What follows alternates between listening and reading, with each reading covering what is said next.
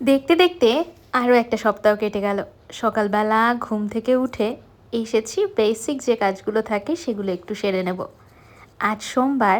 Hello, আরও একটা নতুন সকাল, সঙ্গে আমার নতুন দিনের একটা গল্প। আজ তোমাদের সাথে ওয়ার্কিং ওম্যান হওয়ার কিছু সুবিধা আর কিছু অসুবিধা শেয়ার করি।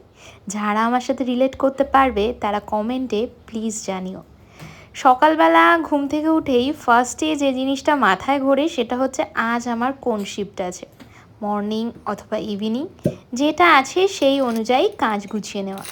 ঘুম থেকে উঠে যদি ইভিনিং থাকে তাহলে ভাবতে হয় অনুমিত্রর লাঞ্চে কী দেবো সেটা রেডি করতে হবে, আমায় কিছু একটা খেয়ে বেরোতে হবে, প্লাস আমায় ইভিনিং স্ন্যাক্সে একটা কিছু নিয়ে যেতে হবে, বুড়ুর জন্য কিছু তৈরি করতে হবে, বুড়ু ঘুম থেকে উঠে কি খাবে, ইভেন প্রত্যেকটা খাবার যেন হেলদি হয়, মানে 2-4 গাল খেলেও ওতে যেন ঠিকঠাক পরিমাণে নিউট্রিশন থাকে। এতগুলো জিনিস মাথায় রাখাটা মোস্ট ইম্পর্টেন্ট। এগুলো বললাম অসুবিধার কথা। এবার সুবিধার কথা বলি। ওয়ার্কিং ওম্যান হওয়ার জন্য তুমি ফিনান্সিয়ালি ইন্ডিপেন্ডেন্ট, তোমায় কোনো কিছুর জন্যই কারো মুখোপেক্ষী হয়ে থাকতে হয় না।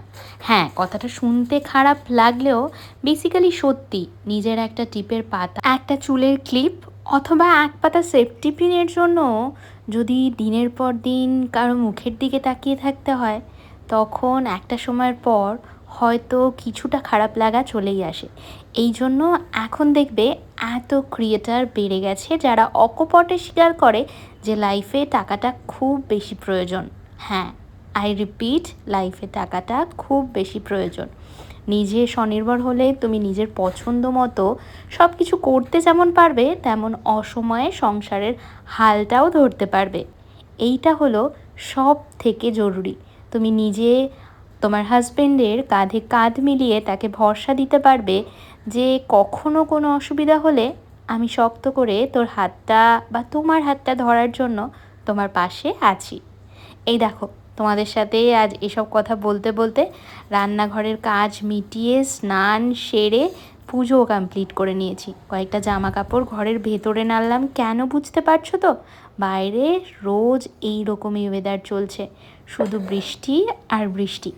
আর সকাল থেকে উঠে ফ্রিজে চিরুনি তল্লাশি চালিয়ে এই এক প্যাকেট ভেন্ডি পাওয়া গেছে। হ্যাঁ, ঢ্যাঁড়সও বলতে পারো। সেইটাই আজ বানিয়ে দেব মশালা ভেন্ডি অনুমিত্রকে তোমার লাঞ্চের জন্য। একটা মজার গল্প শুনবে। অনুমিত্র আলু খেতে একদম পছন্দ করে না, মানে ধরো মাংসের আলু রিফিউজ করে এরম বাঙালি তুমি দেখেছো? আমার বাড়িতে আছে। সে মাংসের আলু খেতেও রাজি নয়। তবে সেই দিন ওই যে ব্রেকফাস্টে একটা দম আলু বানিয়েছিলাম, সেটা বোধহয় খুবই পছন্দ হয়েছে। রাতের বেলাও জিজ্ঞাসা করছিল ওই আলুর দমটা আছে। আমি বললাম না, খানিকটা আছে, সেইটা আমি তোকে কাল লাঞ্চে দিয়ে দেবো। বললো আচ্ছা ঠিক আছে। লাঞ্চ বক্সটা প্রায় দেখতে এমন লাগছিল যেন না ধুলেও চলবে। তাহলে মোটামুটি ভালো রান্না হলে যে কোনো সবজি তাকে খাওয়ানো যাবে। তবে এখন যেটার কথা বলছি সেটা তার খুব পছন্দের সবজি, তাই সঙ্গে খুব একটা বেশি ঝামেলা নেই, যা দিয়েই করে দাও মোটামুটি খেয়েই নেবে। তবুও ভাবলাম একটু ওইভাবেই বানাই যেটা খেতে ওর পছন্দ হয়েছিল। তেমন করেই প্রথমে তো তোমরা দেখেইছিলে ভেন্ডিটা আমি একটুখানি নুন জলে ধুয়ে নিয়েছিলাম, কারণ ভেন্ডি কাটার পর ধুলে না খুব বেশি লোদ লোদ টাইপের হয়ে যায়, তাতে রান্না করলেও ব্যাপারটা ঘেটেও যায় আর খুব অদ্ভুত স্বাদ হয়। আমার জেনারেলি খুব একটা ভালো লাগে না।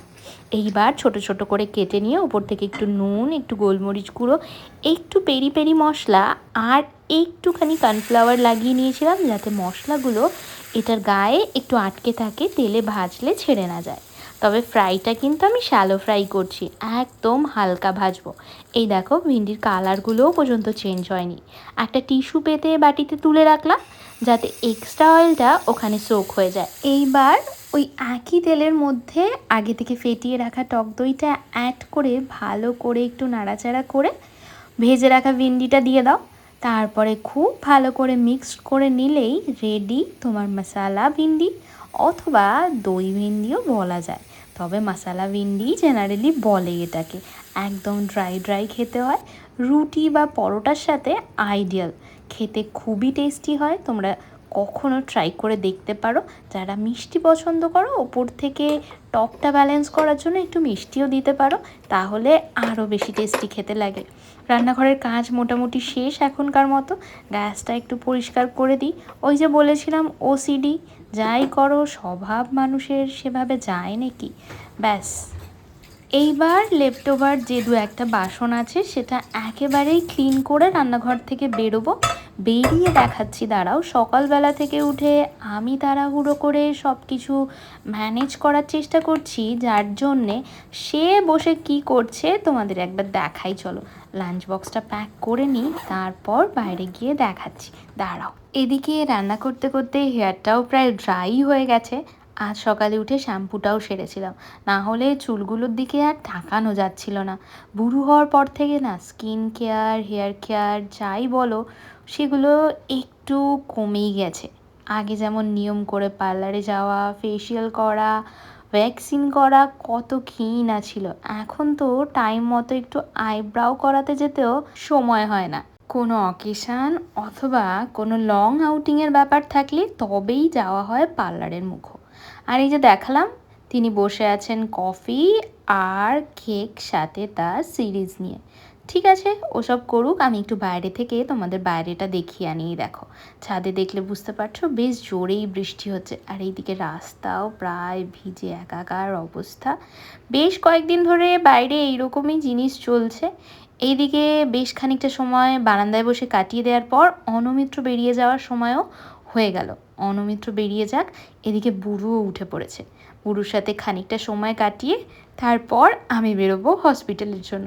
ওই যে বলছিলাম, ওয়ার্কিং হও অথবা হাউস ওয়াইফ। আমার মুন্টি শুনটি উঠে গেছে, উঠেই দুষ্টু করছে। ওই দেখো কি, না না নম নম কি, এইটা দেবো? এই না, ওই দেখো বাজারের ব্যাগ নিয়ে এখন সকাল সকাল বুড়ু উঠে বাজার করতে যাচ্ছে। বাজারের ব্যাগ থেকে কি বেরোচ্ছে দেখি। কি এনেছো আমার জন্য দেখাও। উমা নেল পলিশ এনেছে আমার জন্য, দেখি তো, একটু পই তো, দাও তো, আবার দাও। ওলা গুজি গুজি। বুড়ুর সাথে বেশ খানিকটা সময় কাটিয়ে তারপর হসপিটালের জন্য একদম রেডি হয়ে চলে এসেছি লাঞ্চ করতে। চটপট লাঞ্চ করে এবার বেরোতে হবে। সংসারের দিকটা তো সামলানো হয়েই গেছে, কিন্তু এইবার যেতে হবে ওইদিকে। ওইদিকেও তো আমার উপর বেশ একটা দায়িত্ব থেকেই যায়। ঠিক টাইমে পৌঁছে যাওয়া, পেশেন্টদের ঠিকঠাক করে দেখা, এটাও আমার একটা কর্তব্যের মধ্যেই পড়ে। আর যেহেতু বুড়ু বাড়িতে আছে, তোমরা আশেপাশে বুড়ুর আওয়াজ বহুবার শুনতে পাবে, সেখানে আমার কিছুই করার নেই। এই যে ঘুরছে, খেলছে, কত কী না করে সে সারাদিন ধরে। যাক, আমার খাওয়া প্রায় কমপ্লিট, এইবার চটজলদি বেরিয়ে যাওয়ার পালা।